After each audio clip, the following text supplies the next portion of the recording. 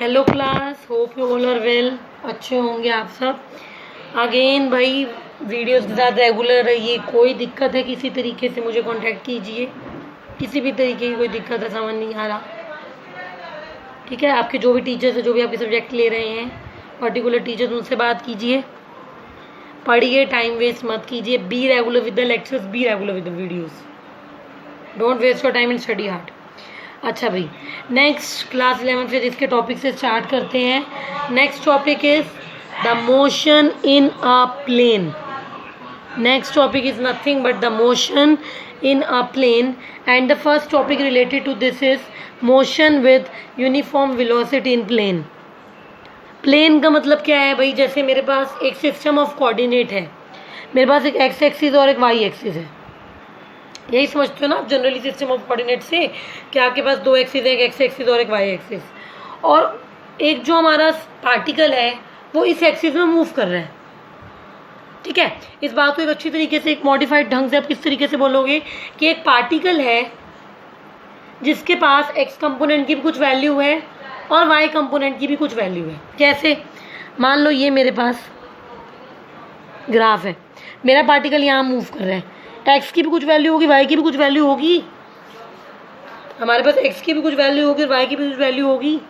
तो ये तरीके का केस, इस केस को हम लोग क्या कहेंगे कि जो मेरा पार्टिकल है वो एक्स वाई प्लेन में मूव कर रहा है। The particle is moving in the X Y plane and nothing else.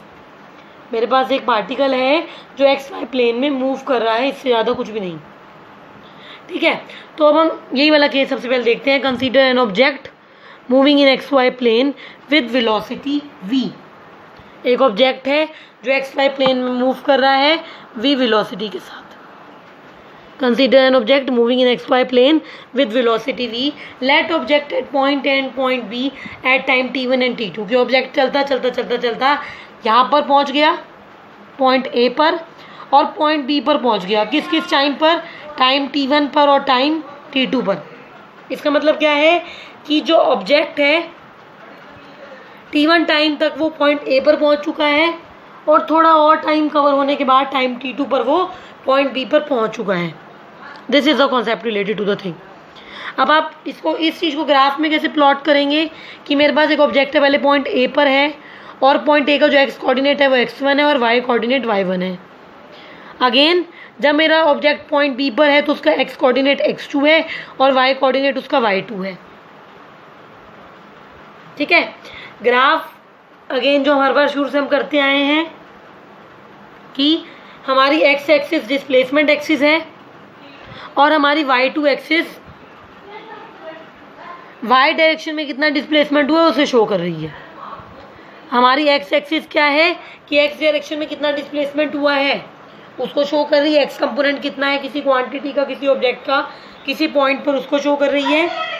और y क्वांटिटी क्या है किसी ऑब्जेक्ट की, y कोऑर्डिनेट क्या है वो y एक्सिस शो कर रही है। पहला है डिस्प्लेसमेंट। अब अकॉर्डिंग टू ट्रायंगल लॉ कर चुके हम। ट्रायंगल लॉ क्या होता है? OA प्लस AB OB के बराबर होगा। क्यों?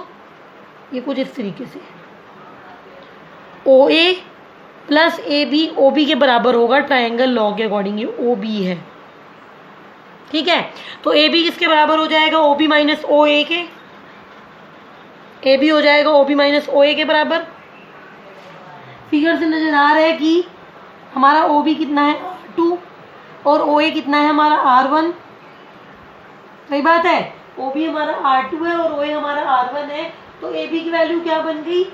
R2 minus R1। अब मान लो कि पॉइंट A पर और पॉइंट B पर जो कोऑर्डिनेट्स हैं वो x1 y1 और x2 y2 हैं। एट पॉइंट A जो कोऑर्डिनेट्स हैं वो x1 y1 है, और पॉइंट B पर कोऑर्डिनेट्स जो हैं वो x2 और y2 हैं। यानी कि x कोऑर्डिनेट x1 और x2 और y कोऑर्डिनेट y1 और y2 है, जो फिगर में भी नज़र आ रहा है। इसके बाद R1 किसके बराबर होगा? x1i प्लस y1j के बराबर होगा, और R2 मेरा x2j प्लस y2j के बराबर होगा। जो मेरा x1 है वो मेरा जो मेरा R1 है वो मेरा x1j प्लस y1j के बराबर होगा, और जो मेरा R2 है वो x2j प्लस y2j के बराबर होगा। इसीलिए r2 माइनस r1 किसके बराबर हो जाएगा, दिस माइनस दिस। अब i कंपोनेंट एक साथ ले लीजिए और j कंपोनेंट एक साथ ले लीजिए, तो r2 माइनस r1 किसके बराबर आ जाएगा, x2 minus x1 into i plus y2 minus y1 into j. r किसके बराबर आ जाएगा, x2 minus x1 into i plus y2 minus y1 into j, इसके बराबर आ जाएगा। इसके बाद ए बी किसके बराबर था, अभी की है, ए बी हमारा r2 माइनस r1 के बराबर है। r2 और r1 की वैल्यूज निकालनी है तो कुछ नहीं करना, जो वैल्यूज ये जो निकली है उसको यहाँ पुट कर देना है, ए बी की वैल्यू आ जाएगी। और ए बी हमारी क्या थी, डिस्प्लेसमेंट थी। ए बी हमारा क्या था, डिस्प्लेसमेंट था r2 माइनस r1 कि बॉडी ने कितना मोशन शो किया, कितनी डिस्प्लेसमेंट उसकी हुई। अब बी क्या है, वेलोसिटी। अभी तक जो हमने फर्स्ट टर्म कंसीडर की है that is displacement, second term is the velocity. Light से तो ठीक हो गया। अच्छा, अब नेक्स्ट है भाई वेलोसिटी। वेलोसिटी किसके बराबर होता है, डिस्प्लेसमेंट बाय टाइम टेकन के बराबर होता है, हमें पता है। डिस्प्लेसमेंट हमारा r2 माइनस r1 और टाइम कितना लगा, t2 माइनस t1 लगा। टाइम टेकन है, टाइम इंटरवल एक ही बात है।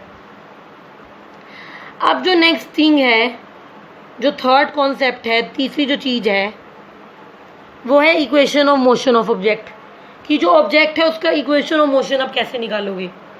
अब v r2 minus r1 by T two minus t1 के बराबर है, तो आप r2 माइनस r1 को ऐसे लिख सकते हो, t2 minus t1 into we लिख सकते हो ना। अब हमने एक केस कंसीडर किया, जैसे अभी तक अगर आपको याद हो तो हमने हर जगह केस कंसीडर किए थे कि ये हमारी कंडीशन है, इन कंडीशंस को हमें अप्लाई करना है और अपने रिजल्टेंट को इवैल्यूएट करना है। ये किया था अभी तक हम लोगों ने। अब कंडीशन क्या है हमारी कि r2 हमारा r1 है, ठीक है। r2 ये वही रेफरेंस कंडीशंस होती हैं, हर जगह हम लोग कंसीडर करते हैं। अगर आपको याद हो तो पहले वाले हर आर्टिकल में भी हमने की थी, ठीक है। इस आर्टिकल में क्या कंडीशंस कंसीडर करनी है, r2 r1 है, r1 r0 है, t2 मेरा t1 है और t1 मेरा 0 है।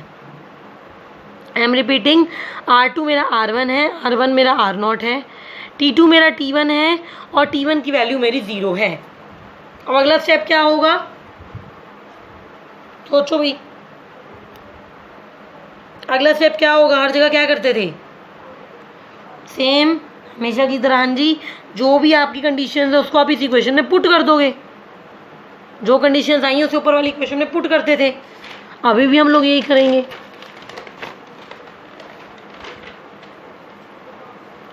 पुट करने पर जो फाइनल इक्वेशन बन जाएगी वो कुछ इस तरीके की होगी कि r is equal to r0 plus we T. पुट करने पर जो फाइनल इक्वेशन बन जाएगी वो बन जाएगी r is equal to r0 plus we T. अब vx और vy क्या है, वेलोसिटी के मैग्नीट्यूड है x एक्सिस और y एक्सिस के लॉन्ग, कि x एक्सिस के लॉन्ग क्या कंपोनेंट रहेगा और y एक्सिस के लॉन्ग क्या कंपोनेंट रहेगा, ये वो हैं।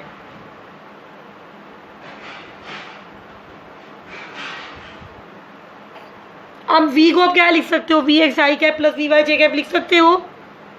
सिंपल है भी, जैसे किसी कंपोनेंट हम a लिखते हैं तो a को हम लिखते हैं ए x i plus A Y जे। भाई x एक्सिस में वो कितना चला और y एक्सिस में वो कितना चला। ऐसे ही अब आपको वेलोसिटी लिखनी है, तो वेलोसिटी को कैसे लिखोगे, v x i plus we Y j. और अगर मुझे इस v वेक्टर का मैग्नीट्यूड चाहिए तो वो किसके बराबर आएगा, अंडर रूट जो भी कंपोनेंट्स हैं उनके स्क्वायर। मैग्नीट्यूड ऑफ v क्या होगा, under root v x square plus we y square के बराबर होगा।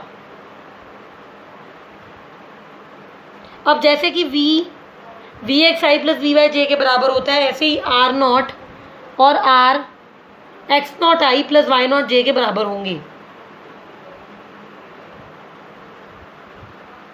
आर हमारा x i plus y j के बराबर होगा और आर नॉट मेरा x naught i plus y naught j के बराबर होगा।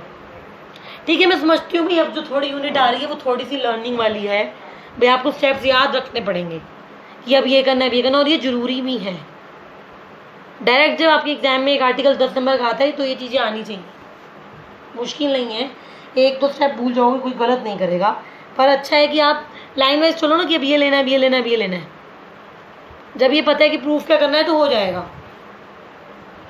ठीक है, अब एक्स आई कैप प्लस वाई जे कैप, मैंने एक्स की जगह ये लिख दिया। मेरे पास क्या था अभी तक, एक्स आई कैप प्लस वाई जे कैप। अब जैसे v is equal to u plus a t हम लोग लिखते हैं ना, v is equal to u plus a t, ऐसे ही हम x को लिखते हैं x not plus v x t, और y को हम लोग लिखते हैं y not plus we y t. इसीलिए एक्स आई कैप प्लस वाई जे कैप इस तरीके की इक्वेशन को ले लेगी। एक्स आई कैप प्लस वाई जे कैप इस तरीके की इक्वेशन को ले लेगी।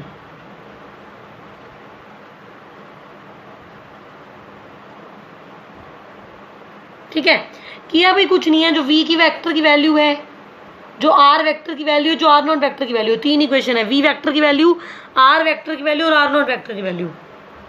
इन तीनों वैल्यूज को इस इक्वेशन में r is equal to r not plus we t में पुट किया, इसके अलावा कुछ नहीं किया। आई एम रिपीटिंग, इस r वेक्टर की वैल्यू, इस r नॉट वेक्टर की वैल्यू और इस r वेक्टर की वैल्यू को हमने इस इक्वेशन में पुट किया है और ये इक्वेशन हमारी आई है। अब कंपेयर करने से आप लोग लिख सकते हो कि x x not plus v x t के बराबर है और y y not plus we y t के बराबर है। और यही दो इक्वेशंस हमें प्रूव करनी थी कि x x not plus v x t के बराबर होता है और y y not plus we y t के बराबर रहता है। ये दो वो इम्पॉर्टेंट इक्वेशंस हैं जो हम लोगों को प्रूव करनी थी। यहाँ से हमारा मोटिव पूरा हो गया। नेक्स्ट है भी इक्वेशन ऑफ पाथ। ऊपर वाली इक्वेशंस का यूज करके, इन दो इक्वेशंस में से पहली इक्वेशन का यूज करके मैंने t की वैल्यू को निकाला और इस t की वैल्यू को मैंने दूसरी इक्वेशन में पुट किया, और दूसरी इक्वेशन साफ दिखाती है कि एक स्ट्रेट लाइन है। दूसरी इक्वेशन एक स्ट्रेट लाइन की इक्वेशन है जिसका slope v y by v x है। इक्वेशन नहीं होती general equation, straight line equation, parabolic equation, circle equation, sphere equations. इस तरीके से एक स्ट्रेट लाइन की इक्वेशन है जिसका slope v y by v x है। इस चीज को हमें प्रिडिक्ट करना था। With this we are done with this video. Next video next lecture से देखते हैं। अगेन अच्छे से इसको देखिएगा, अच्छे से कीजिएगा। एक बार फिर से ये चीज़ बता दूंगी कि इस बार क्या किया है, ताकि अगर कहीं कंफ्यूजन है तो वो ओवरकम हो जाए। Thank you, study hard, be regular with videos and don't waste